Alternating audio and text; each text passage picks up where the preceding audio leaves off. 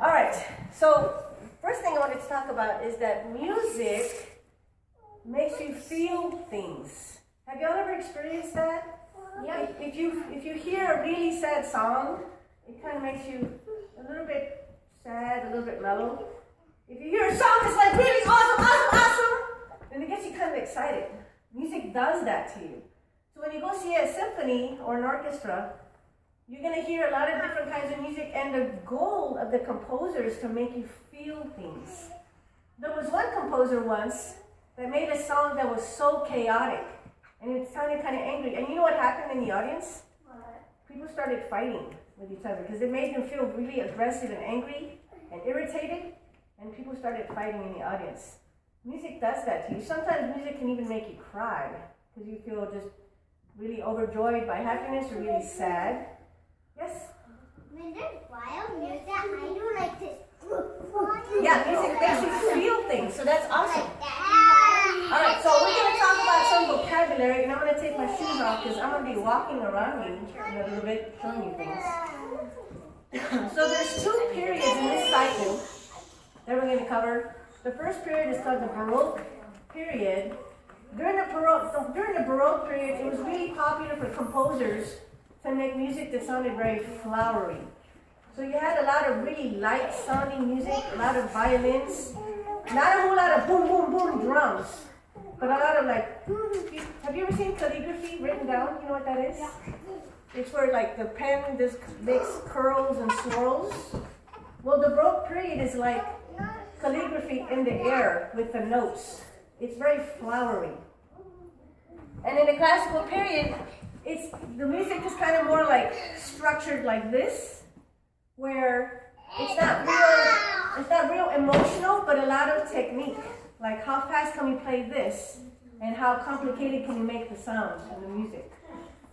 One big difference between the Baroque period and the classical period was how the symphony was organized, and I don't have a template or something to show you, but another big difference is that in the Baroque period, they used the harpsichord instead of the piano, because the piano had not been invented yet.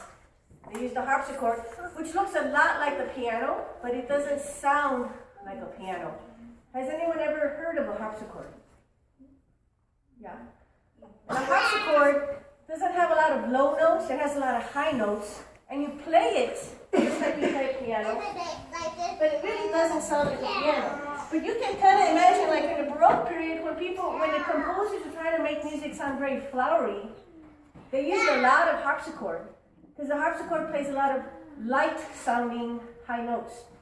And I have an example of what a harpsichord sounds like. So I'm going to pull that up here. Are you all ready? This is a pretty famous player. It looks just like a piano. Notice what it sounds like. It sounds kind of airy. A lot of high notes. Now she's playing it really fast.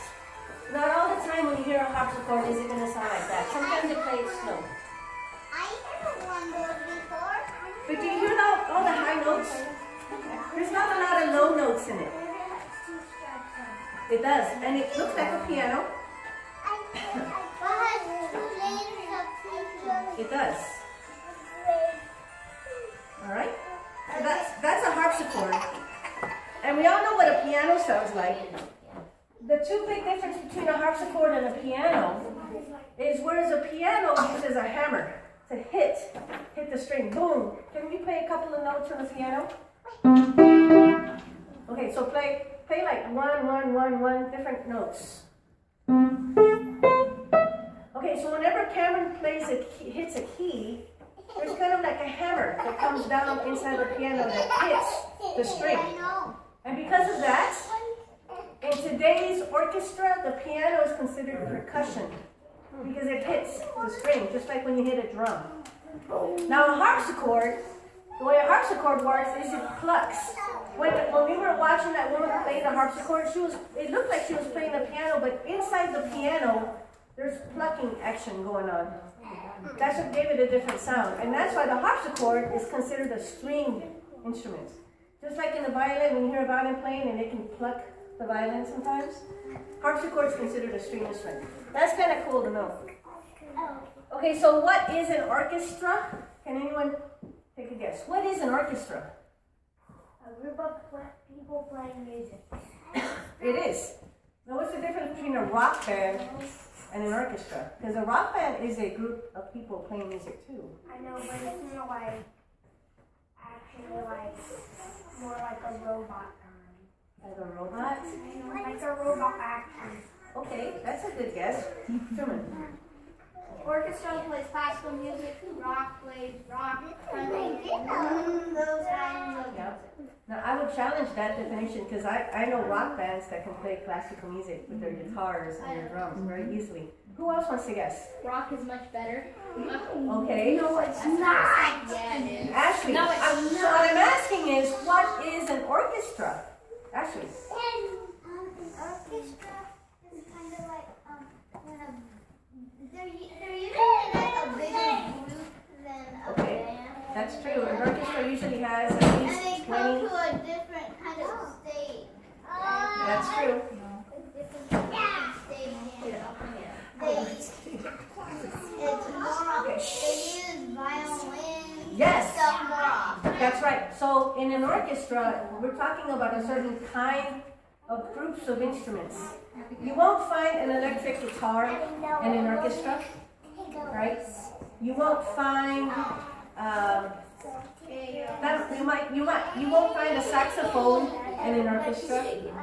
So an orchestra is usually made up of instruments that have been around a long time, because composers have been using orchestras since a long time ago. So an orchestra is made up of classical instruments like either the harpsichord or piano, trumpets, French horns, tubas, violins, clarinets. These instruments that have been around a long time. Will you find a electric guitar in an orchestra? No. No, because that's kind of a newer instrument. Strings.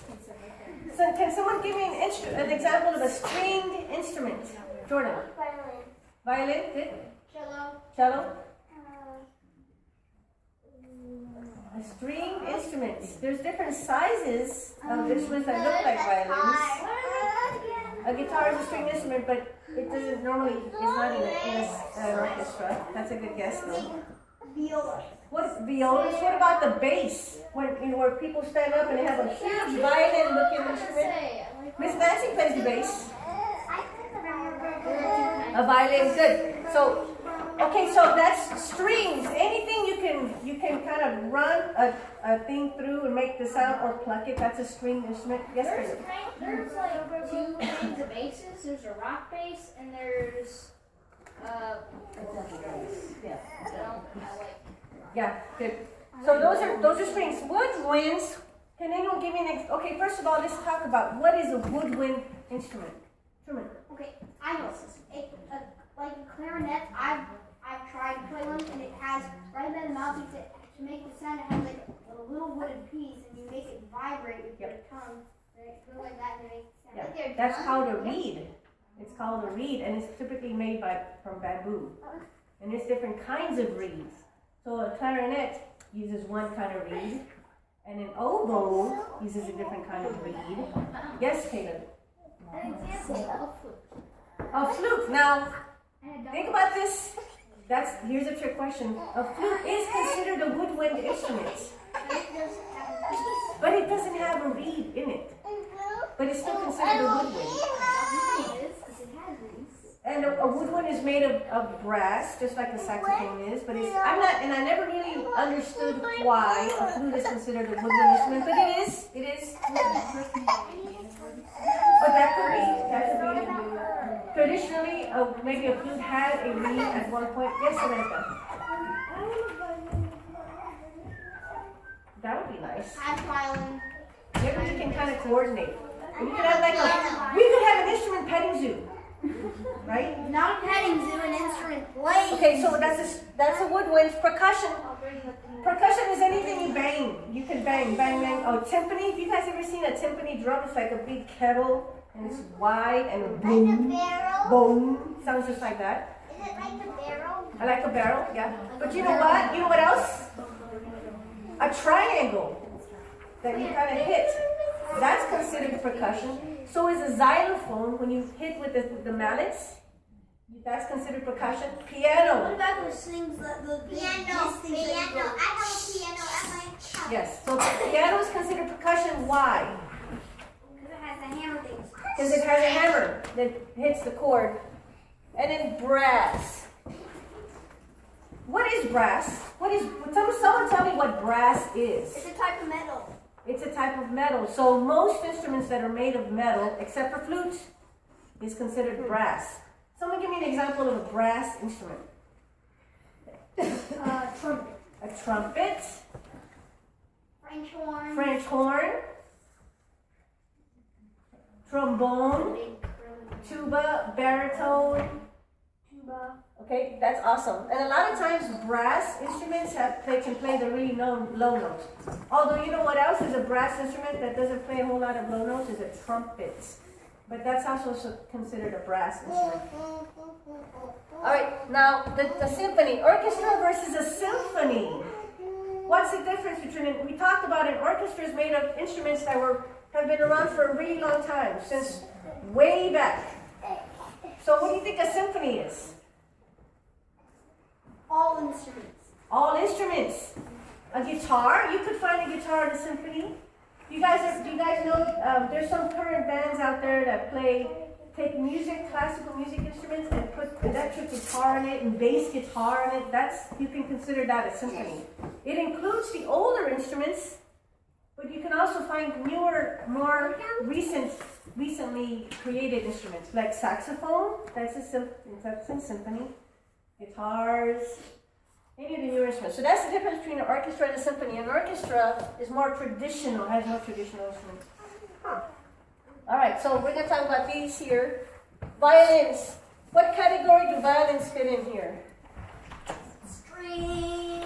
And here we're looking at these categories. Strings, woodwinds, percussion, and brass. Violins are strings. What are clarinets? What are they considered? Woodwinds because of the reed. You know what? The flute is considered woodwind. And you know what tin whistle is too? Our tin whistle is considered a woodwind instrument. Trumpets. Oh, I've got the answers right there, don't I? Trumpets and horns are considered brass instruments. Why? Why is that? They're made of brass, exactly. And drums. Drums is considered percussion, which can include the triangle, the xylophone, piano, tambourine even, because you bang the tambourine, right? You bang the tambourine. Bells, you know, like the Christmas bells, where they hold one in each hand and they do this, and there's several people playing. That's considered percussion too. All right, we got you seating arrangements. We talked about vocabulary, instruments. I have lyrics to this song. You guys have probably heard this. Let me pass this out. I printed out the words because we're going to learn this song. This song includes the 4 or 5 major instrument groups that we talked about. And I want to mention one thing. We're going to listen to it first.